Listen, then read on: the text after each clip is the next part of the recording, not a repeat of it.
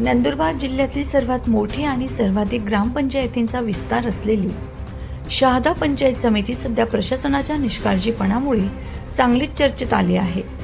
कडाक्याच्या उन्हात शासकीय कामांसाठी येणाऱ्या हजारो नागरिकांना पिण्याच्या पाण्यासाठी व सावलीसाठी अक्षरशः वणवण भटकावे लागत असल्याने प्रशासनाविरोधात तीव्र संताप व्यक्त होत आहे. शहादा तालुक्यातील ग्रामीण भागातून दररोज हजारो नागरिक विविध दाखले, प्रमाणपत्रे आणि शासकीय कामांसाठी पंचायत समितीत हजेरी लावतात. मात्र उन्हाची तीव्रता दिवसेंदिवस वाढत असताना प्रशासनाने नागरिकांच्या तहानेकडे अक्षरशः पाठ फिरवल्याचं चित्र दिसत आहे.